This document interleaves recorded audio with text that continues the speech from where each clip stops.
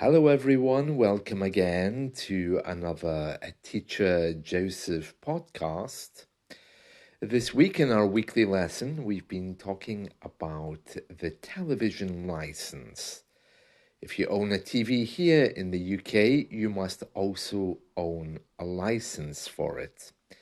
And we've been talking about how the government enforces that, how they protect the rule and force us to pay. It's very interesting. Now, speaking of television, a few of you have written to me and have asked me in lessons if I could tell you what I'm currently watching on TV.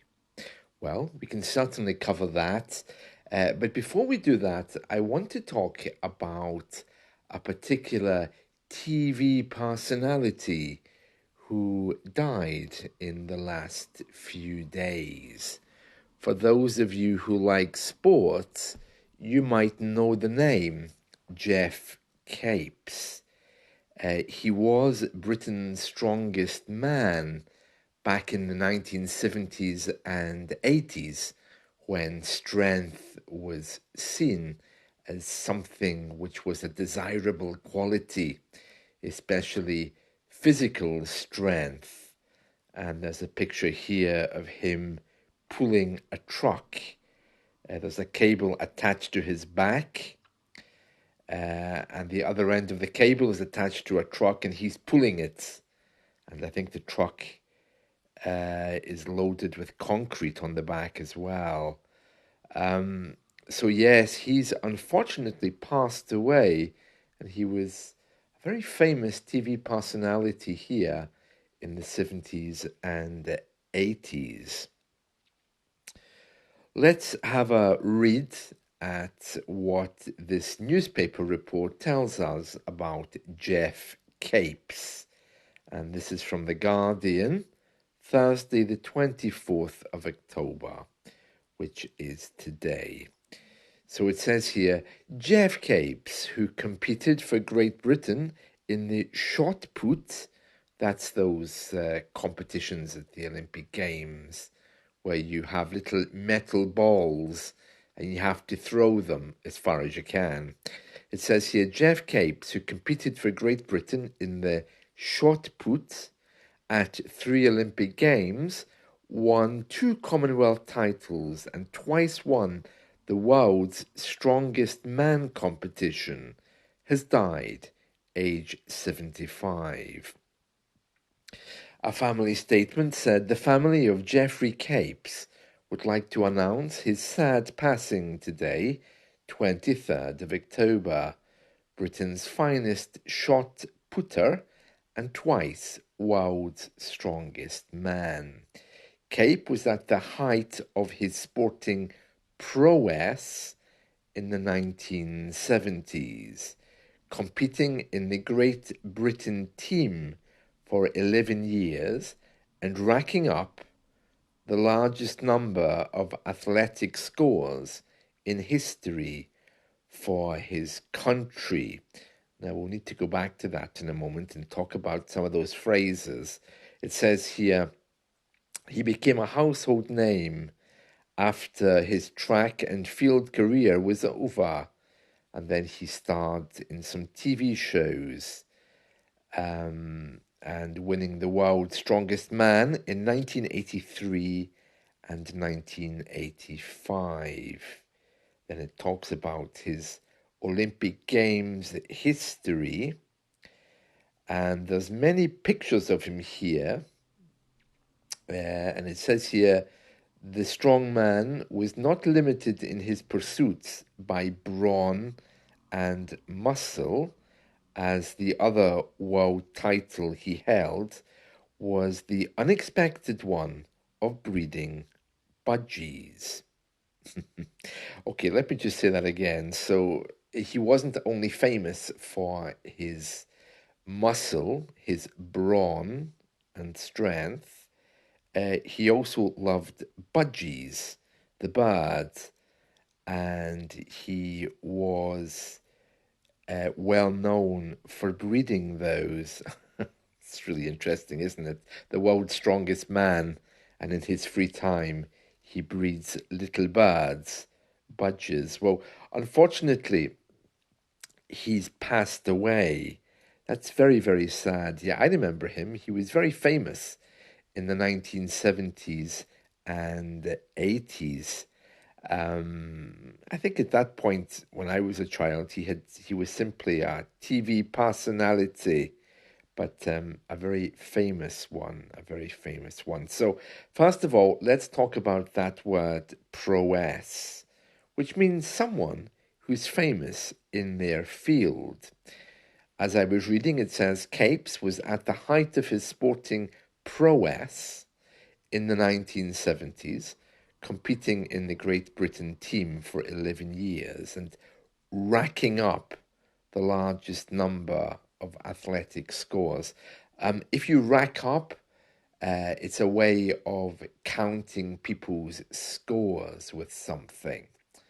For example, if I, let's say, for example, won many awards, okay, for sport. Yeah. If I won many awards for sport, I could say I've racked up many awards, okay? So it's about something that you've accumulated, okay? It's typically a score or an amount. So I could say, for example, I've racked up almost 1,000 podcasts since I started recording them some years ago. So that is a good example of racking something up. So he racked up lots of awards, and that's what it says here. So that's very interesting, isn't it? Yeah, he's very famous. His name is very famous here. And yeah, the other thing that it mentions here is that he wasn't only famous for his brawn and his competitiveness. And I just wanted to mention what's meant here by brawn. When we talk about brawn, we talk about physical strength and big muscles. Okay, so it's often used as a way of referring to men who supposedly are beautiful. Okay, so you hear many women saying, "Oh, I like a bit of brawn." It means a big man with a lot of muscles. Um, for example, she said she preferred brawn to brains, so she preferred some physical strength to someone who is intelligent. Apparently, it's also a word which describes a particular bit of pork, although I've never heard of that before, I have to say. Um, when I was growing up, um, there was a saying that our parents used to say that women at school should respect brains, not brawn. So there we are. It's very important for you to understand how to use this. Generally speaking, I think when we use the word brawn, we're referring to dark-haired people or people who are a little bit darker. I don't know why, but we have a stereotype here that dark people, Mediterranean-looking people, black people, Arab people are somehow physically stronger or are more confident. And so generally, we refer to those kinds of traits as being brawny, more confident, bigger, physical. I think it's just a stereotype, though. I mean, there is a picture here of Geoff Capes. He's dark haired with a beard. Yeah, so I don't really know where that comes from. I think it's just from our history, because, of course, historically, British people are more northern. We're more fair coloured, aren't we? But anyway, Very, very interesting. So that's the word brawn. So many women like a bit of brawn, as they would say, someone who's physically strong, and of course, dark, which is, I suppose, a dominant color anyway. Right, so you want to know what I'm listening to or watching on TV? Okay, so at the moment, I'm watching a TV show called Mom, which is very good. It's an American TV show about a mother and a daughter, and they both attend Alcoholics Anonymous. It's a comedy, okay, although it touches upon a very serious, emotive subject. And both of these women are alcoholics, and this is a rather dark comedy about their lives, about how they struggle being alcoholics, about their past lives. It's very well made, and it's certainly very funny about their daily challenges because neither of them have any money, so they're living together and they don't always get on so well, and how alcohol features in their life and they can't seem to get away from it, and how they deal with that kind of insanity of thinking. It's glamorized, but it brings home a very important point about how much people drink and members of Alcoholics Anonymous, how the meetings work. It's very, very good. It shows a nice, lighter, brighter side of an everyday problem of addiction. It is very, very funny, especially if you like dark humor. It's called Mom, and you can find it on Disney. Although I do know that's not available in the Spanish Disney, but it's also on Max or I think HBO. Mom, and the spelling is the American spelling, which is MOM, not MUM, which is British. So I'm watching that. What else do I usually watch? Well, I've just finished watching The Mentalist, which is about a very intuitive guy who works for the California Bureau of Investigation and how he helps them solve crimes. He's almost psychic, but he doesn't like that word. Another one I like to watch is Monk, who's a guy who suffers from, I don't know how you would describe it, some kind of phobia about dirt, touching things, people. He has all kinds of hang ups, as we would say in the UK. And he also is working for the local police force. And it's about how his disability actually helps him to solve the crimes. It's very interesting, very interesting. So I'm watching that as well. With regards to podcasts, well, I have loads on my feed. I just checked here before I logged in, and probably one of the main ones would be yeah, this one's really funny. It's called Nemo the Mormon, and the reason why I like this guy is because he speaks very well. He has a lovely accent. If you want to shadow with someone British who speaks well, Nemo the Mormon's podcast is lovely. He's a very, very well spoken, well educated boy from Oxford or that area. And the podcast is that he started to make this podcast by talking about all the things that he doesn't agree with in the Mormon church, because this guy is a Mormon. But of course, the church didn't like that, and eventually they excommunicated him, they kicked him out, and he doesn't really understand the connection there. He's a bit confused. He's saying, well, why would they do that to me? Well, maybe because he spent his career so far criticizing them. And of course, that's what happens when you go public criticizing your church or employer or whatever, they will get their revenge. But he he seems to be kind of in denial. His attitude is, well, is this what happens when you bring forward or bring out the dark side of the church because they're doing things that they shouldn't be. Yeah, but even so, you criticize them, of course, they're going to kick you out. That's what happens.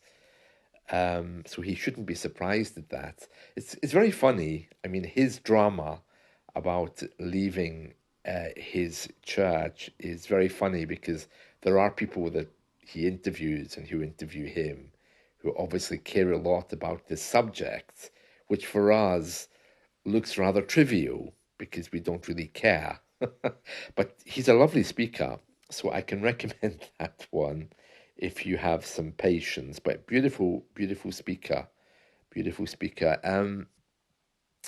Who else do I have here on my YouTube feed? Let me just have a little look. Yeah, I've been watching the entire series of Prisoner Cell Block H, which is an Australian prison TV series. It's about a women's prison. They've remade it recently and called it Wentworth. You might know that one, but the original, which was done in the late 70s, early 80s, was called Prisoner Cell Block H, and it's very good. And it's all on YouTube. Really trashy by today's standards. But if you have some patience and you like drama, all 600 episodes are online. So I watch that on YouTube as well. That keeps me busy. That's on YouTube. Um, yeah, I just want to say that that Nemo the Mormon thing is actually on YouTube, and all the podcasts, as I mentioned them and will mention them, are actually YouTube things, okay? They're YouTube clips. I'm using the word podcasts, I think, because, of course, my podcast is on YouTube, but perhaps the best term to use is vodcast instead of podcast. Yeah, that's probably the main ones that I'm watching at the moment. So very interesting, lots of things there. And I'll keep you updated in the future with things that I'm watching. So that's Mom from Disney, or I think Max, HBO. Also, Nemo the Mormon is on YouTube. I said podcast, but it's actually a video clip he does. Also, Prisoner Cell Block H is a YouTube production as well. And when I'm not watching that, I usually watch Bewitched, which is a 1960s TV show about a man married to a woman with supernatural powers. I like that because the mother-in-law is completely evil and she's always threatening to turn the poor man into an animal or into an inanimate object using her powers, and it plays a lot on this theme of the mother-in-law disliking the son-in-law. There we are. So that's a few things for you to watch. Yeah, and it's been a very interesting week talking about the TV license. And I'll be back tomorrow, of course, with our final podcast of the week on the subject of TV license. And then, of course, the weekend, I'll probably be out and about. It's going to be Halloween this weekend. So I think there'll be some celebrations for that. The official night of Halloween isn't until the 31st, but there's parties most weekends now, as you know, Halloween is a bigger festival than Christmas now here in the UK. It's kind of like Christmas but without family. So I think that's why people like it, because nobody likes the stress of Christmas and the idea of family at Christmas time. We've kind of grown past that. I know for me personally, Christmas can be a very difficult time because you think of your parents, you think of siblings that you no longer are in touch with. It's a British thing. Yeah, we don't really do family well. So Halloween is the next best thing. It's the same as Christmas, but you can do it alone, which makes it special. That's it from me. See you soon. Bye.